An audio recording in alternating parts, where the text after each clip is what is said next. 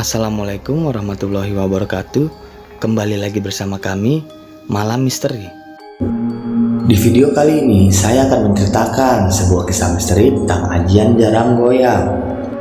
Kisah ini diangkat dari seorang narasumber yang dimana nama dan tempat sudah kami samarkan agar menjaga dari hal yang tidak diinginkan di kemudian hari. Tapi sebelum masuk ke ceritanya, jangan lupa ambil posisi yang paling nyaman dan bunyikan tombol lonceng notifikasinya. Dan cerita pun dimulai.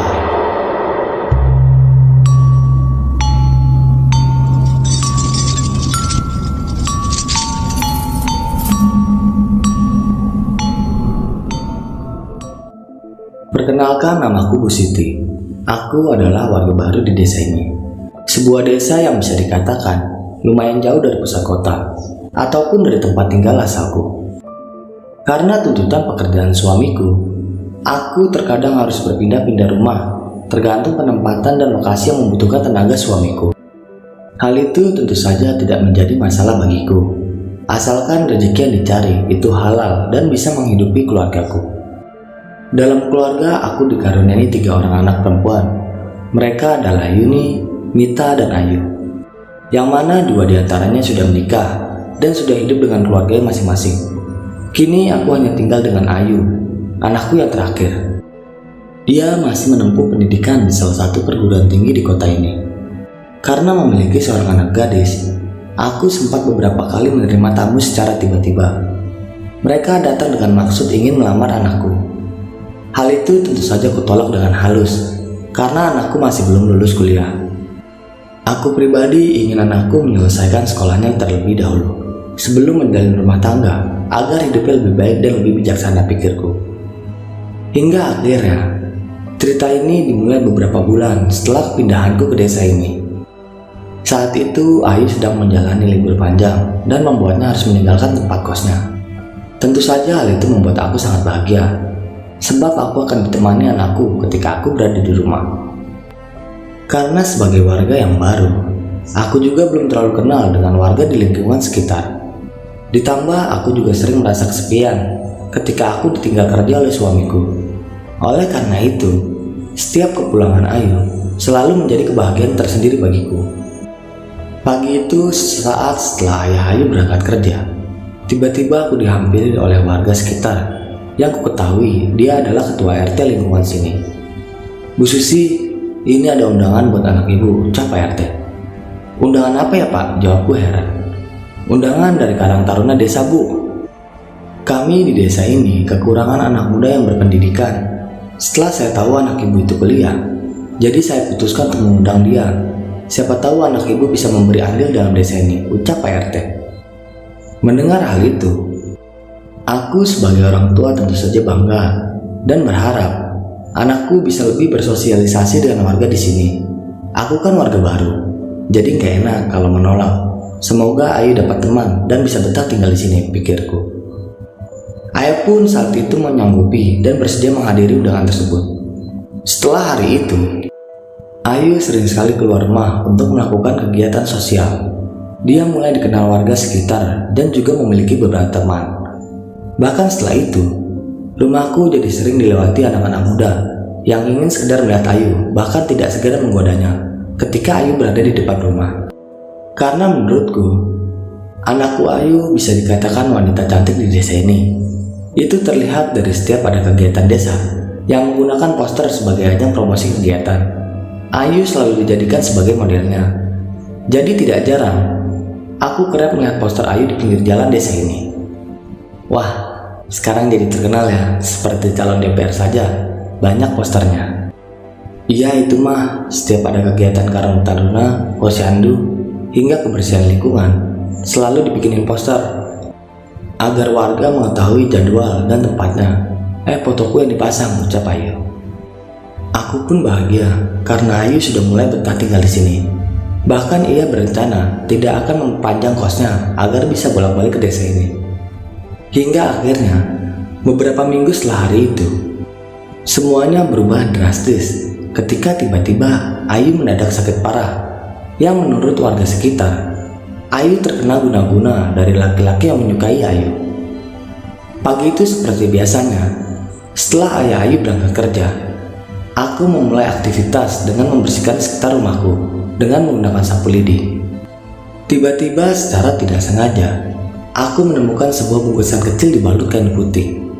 Karena penasaran, akhirnya aku buka bungkusan tersebut, dan betapa terkejutnya aku setelah aku melihat isinya. Kain tersebut berisi foto Ayu yang dilipat kecil disertai sepotong bunga melati dan beberapa jarum dan benang, serta ditambah beberapa potong kertas dengan gambar aneh. Semua dibungkus rapi dengan kain putih, ditambah bau minyak wangi yang sangat menyengat. Tentu saja benda tersebut langsung kubuang seketika, dan aku langsung masuk ke dalam rumah dan hendak memberitahu Ayu tentang apa yang kutemukan. Sesampainya di depan kamar Ayu, aku kembali terkejut ketika aku tiba-tiba melihat kondisi Ayu yang terbaring kaku dengan tatapan kosong dengan suhu tubuh yang sangat panas. Sontak aku langsung menghubungi suamiku, karena suamiku saat itu belum bisa kembali pulang. Aku pun menuju rumah Pak RT dengan maksud meminta bantuan agar Ayu dibawa ke puskesmas. Dan Pak RT pun saat itu siap dan langsung mengantar aku dan Ayu ke puskesmas terdekat agar Ayu segera mendapat pertolongan yang tepat. Sesampainya di puskesmas, kata dokter Ayu hanya kelelahan dan demam biasa, karena dokter saat itu tidak menemukan gejala penyakit lain. Akhirnya Ayu hanya diberi obat penenang dan vitamin. Mendengar kabar tersebut, aku mulai tenang, karena saat itu kukira Ayu memang kelelahan karena aktivitas dia yang padat dan sering kurang tidur. Abis ini istirahat total, gak usah ikut aktivitas di desa dulu. 2 minggu lagi, kamu masuk kuliah. Mama gak mau kuliahmu terganggu, ucapku. Ayu saat itu hanya mengangguk sambil memelukku. Sesampainya di rumah, aku kembali menemukan benda yang sama seperti yang kutemukan tadi pagi, yaitu bungkusan foto Ayu yang dibalut kain putih. Kali ini benda tersebut tidak kubuang, melainkan tetap kusimpan, dan hendak kutunjukkan kepada suamiku nanti malam kalau dia sudah pulang kerja. Setelah Ayu kembali istirahat, aku pun melanjutkan aktivitasku yang sempat terhenti karena harus membawa Ayu ke puskesmas. Saat itu meskipun aku sedang di luar rumah, aku bisa tetap melihat posisi Ayu yang sedang berbaring di kamarnya. Karena kamar Ayu ini terletak di bagian depan rumah, jadi ketika hordeng dan jendela tidak ditutup, siapapun yang melewati depan rumahku pasti bisa melihat ke arah dalam kamar Ayu. Ketika aku melanjutkan menyapu di depan rumahku, aku sangat terkejut karena aku tiba-tiba melihat seperti ada wanita berbaju putih kusam sedang duduk di kamar Ayu. Sontak aku langsung lari ke dalam karena aku takut ada seseorang yang ingin mengganggu anakku. Dan betapa terkejutnya ketika aku sampai di kamar Ayu, aku tidak menjumpai siapapun. Bahkan aku sudah pastikan lagi dengan menyisir dalam ruangan rumah, tetapi tetap saja aku tidak menjumpai orang lain selain Ayu. Hal itu pun terjadi berulang hingga 4 kali. Puncaknya ketika aku berada di luar rumah, aku kembali melihat sosok wanita tersebut. Kali ini aku mencoba pelan-pelan menuju kamar Ayu dan ingin mengintipnya dari jendela sebelum masuk ke kamar Ayu. Dan ketika aku intip lebih dekat, aku sangat kaget seakan tidak percaya dengan apa yang kulihat. Ternyata aku melihat 2 sosok perempuan berambut lurus panjang yang duduk di ranjang kamar Ayu. Mereka berdua memandangi Ayu yang sedang tertidur pulas. Aku pun saat itu langsung berteriak sekuat tenaga dan berlari masuk ke kamar Ayu. Dan sesampainya di kamar Ayu, sosok tersebut kembali menghilang. Saat itu Ayu langsung kubangunkan dan kubawa pindah ke kamarku. Dengan tubuh yang masih gemetar, saat itu aku langsung menghubungi suamiku agar dia pulang lebih awal. "Pak, pulang sekarang, anakmu sakit, aku takut. Aku habis lihat ada perempuan menakutkan di rumah," ucapku. Setelah beberapa saat, akhirnya suamiku pulang dan aku menceritakan semuanya hingga kutunjukkan barang yang kutemukan yang menurutku sangat mencurigakan. Saat itu suamiku menduga Ayu sudah diguna-guna oleh orang yang menyukai Ayu. "Ini mungkin pelet, Ma. yang ngirim ini pasti dia menyukai anak kita. Besok pulang kerja, biar aku ke rumah Abah untuk menanyakan tentang hal ini ya. Kamu di rumah saja jagain Ayu, ucap suamiku. Aku hanya mengangguk dan menangis karena aku takut terjadi apa-apa pada anakku. Malam pun tiba. Saat itu karena aku tidur di kamarku dengan Ayu, akhirnya suamiku tidur di depan TV. Dan sekitar tengah malam, aku terbangun karena aku mendengar suara orang ngobrol dan mencuci piring dari arah dapur. Aku pun saat itu curiga, karena tengah malam gini, kok ada suara orang ngobrol? Masa sih ada tamu? Kok suamiku nggak bangunin aku ya, pikirku. Saat itu aku bangun dan mencoba memastikannya, dan betapa terkejutnya setelah aku melihat ternyata suamiku sudah tidur lelap. Aku pun dengan pelan meneruskan langkahku ke arah dapur. Sesampainya di dapur, aku tidak menemukan siapapun. Aku hanya melihat bekas piring dan gelas yang masih basah, seolah memang baru selesai dicuci. Dengan perasaan masih kebingungan, aku kembali ke kamarku dengan melihat sekitaran ruangan rumah. Dan sesampainya di depan kamarku, aku lagi-lagi terkejut ketika aku kembali melihat ada sesosok perempuan yang memandangi anakku. Aku saat itu mencoba menahan diri agar tidak terkejut dan pelan-pelan mencoba mendekatinya untuk memastikan siapa sebenarnya wanita tersebut. Dan betapa terkejutnya aku ketika sosok tersebut tiba-tiba menoleh ke arahku. Sosok tersebut berwajah sangat busuk dengan mengeluarkan bau yang sangat tidak sedap. Aku pun saat itu langsung berteriak kencang hingga suamiku terbangun dari tidurnya. Ketika suamiku bangun, aku pun langsung menceritakan semuanya sambil mengeluarkan air mata. Suamiku langsung bergegas mencari sosok wanita tersebut hingga menggeledah seluruh isi rumah untuk memastikan bahwa tidak ada orang lain di rumah ini. Dan memang setelah lama mencari pun kami tidak menemukan siapa-siapa. Akhirnya aku dan suamiku pun bersama-sama tidur di kamar untuk menjaga Ayu. Keesokan harinya, Ayu bangun dengan keadaan yang berbeda. Sekarang dia tidak mau makan dan minum, apalagi mandi. Dia menjadi sangat aneh. Sesekali kulihat dia berbicara sendiri, hingga tertawa terbahak-bahak tanpa sebab. Ketika coba kuajak ngobrol, omongannya pun ngelantur tidak jelas, dengan sesekali menyebut beberapa nama laki-laki, yang ketika kutanya, Ayu tidak bisa menjawab. Teguh itu siapa nak? Tanyaku. Kata siapa Teguh? Doni mah. Tapi sama Teguh? Chandra ganteng banget mah. Ayu nanti nikah sama Adit ya, kata Ayu berulang-ulang sambil tertawa dan bertingkah sangat aneh. Saat itu omongan Ayu semakin tidak jelas dan mengantur. Akhirnya aku mencoba mengundang Pak RT untuk menanyakan barangkali ada yang kenal dengan nama-nama yang disebut oleh Ayu tadi. Siang itu Pak RT pun datang dengan wajah yang gugup. Beliau mengaku melihat orang ramai sekali di dalam rumah ini. Dan ketika beliau masuk, ternyata sepi, tidak ada siapapun kecuali aku dan suamiku. Loh, kok sepi? Di sini apa memang gak ada orang lain selain bapak dan ibu? Soalnya dari tadi saya lihat di sini banyak orang. Saya kira saudara bapak. Oh iya, tadi di depan rumah saya juga menemukan ini pak. Aku jadi khawatir dengan keadaan anak bapak, ucap Pak RT sambil mengeluarkan segenggam benda aneh. Benda tersebut seperti potongan tali pocong, lengkap dengan secari kertas dan batu kerikil. Karena sangat terkejut, suamiku langsung menuju rumah orang tuanya untuk menanyakan tentang apa yang sebenarnya terjadi kepada Ayu. Ma, aku mau ke rumah Abah. Mama gak usah ikut ya, kan jauh. Ayu juga masih kayak gitu keadaannya. Mending Mama tunggu di rumah saja. Nanti kalau sudah selesai, aku langsung pulang, ucap suamiku. Akhirnya aku tinggal di rumah bersama Pak RT dan sejumlah warga lain yang datang menjenguk setelah mendengar kabar bahwa Ayu sedang sakit. Pak RT saat itu menyarankan untuk mengundang salah satu orang pintar yang ada di kampung ini.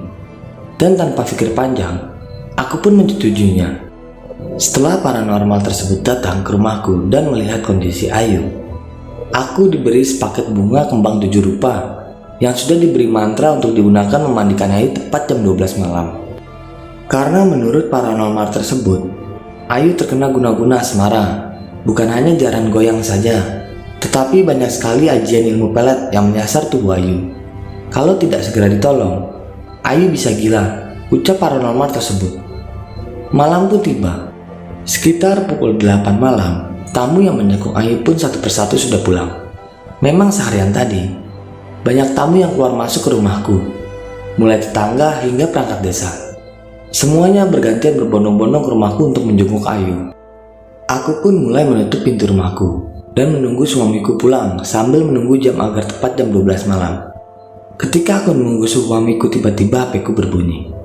"Ma, aku pulang besok pagi ya. Ini baru ketemu Abah. Abah baru pulang dari rumah Pak D," ucap suamiku. "Ya sudah, ini tadi sama orang-orang dikasih bunga, suruh buat mandikan Ayu. Tengah malam Pak, gimana?" tanyaku. "Ya sudah, nggak apa-apa.